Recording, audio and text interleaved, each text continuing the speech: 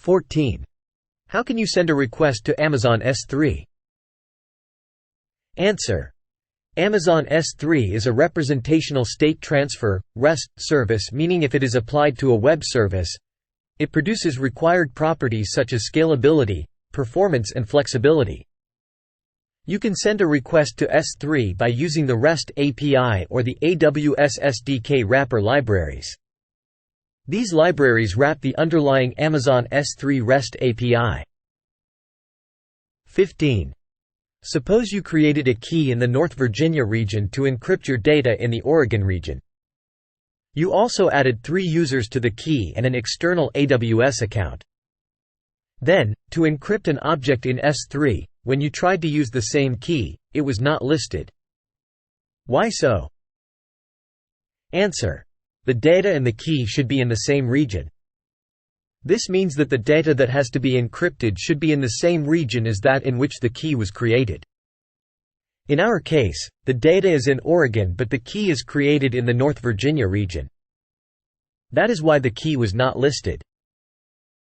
16. What is connection draining? Answer. Connection draining is a feature of AWS that enables your servers, which are either going to be updated or removed, to complete the current requests. When connection draining is enabled, the load balancer will allow an outgoing instance to fulfill the current requests for a specific period. During this period, it will not send any new requests to it. If connection draining is absent, an outgoing instance will immediately go off and the pending requests on that instance will stop. Error out. 17. What are recovery time objective and recovery point objective in AWS? Answer. Recovery time objective. It is the maximum acceptable delay between the interruption of service and restoration of service. This converts to an acceptable time window when the service can be unavailable. Recover point objective. It is the maximum acceptable time since the last restore point.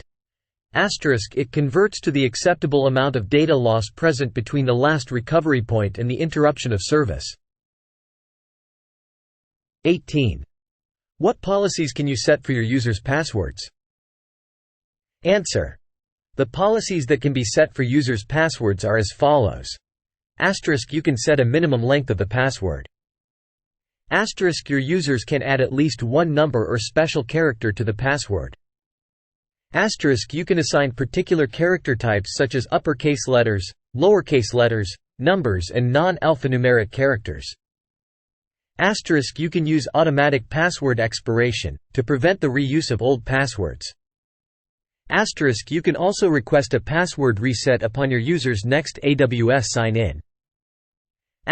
You can let AWS users contact an account administrator when the user has allowed the password to expire.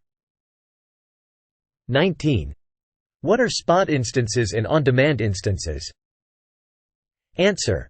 When EC2 instances are created by AWS, there are some blocks of computing capacity, and processing power is left unused. AWS let go of these blocks as spot instances. Spot instances run whenever capacity is available. These are a great option if you are flexible with when your application can run and if your applications can be interrupted. On the other side, on-demand instances can be created according to the needs. The price of such instances is fixed. Such instances will always be available unless you terminate them clearly. 20. How is a buffer used in Amazon Web Services? Answer. The buffer in AWS is used to make the system faster to manage traffic or load by synchronizing different components. Most commonly, components receive and process the requests in an unbalanced way. With the use of a buffer, the components will be balanced and will work at the same speed to provide robust services. 21. What are the storage class available in Amazon S3? Answer. Storage classes available with Amazon S3 are Amazon S3 Standard, Amazon S3 Standard Infrequent Access, Amazon S3 Reduced Redundancy Storage, Amazon Glacier. 22. Which DB engines can be used in AWS RDS? Answer. Some of the DB engines that can be used in AWS RDS are as follows: *MS SQL DB * Maria DB * MySQL DB * Oracle DB * PostgreDB. 23. What are the components of AWS databases? Answer.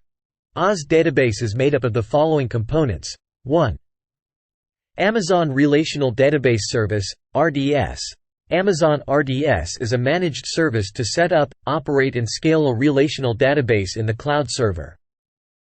Relation database services have Aurora, PostgreSQL, Oracle, SQL Server and MariaDB as database engines for cloud customers to select as their database.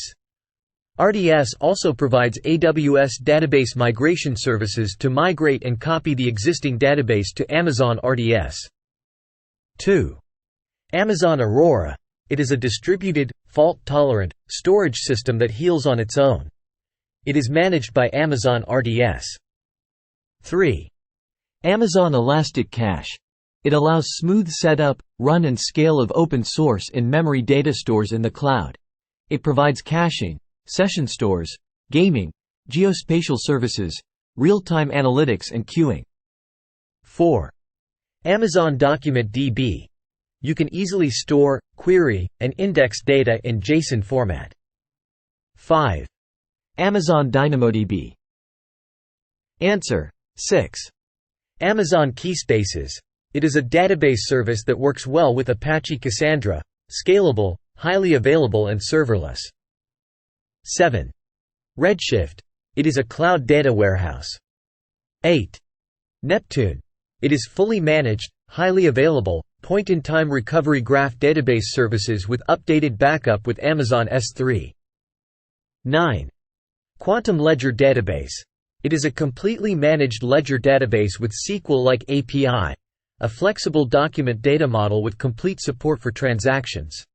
It is serverless as Keyspace. 24. How do you monitor Amazon VPC?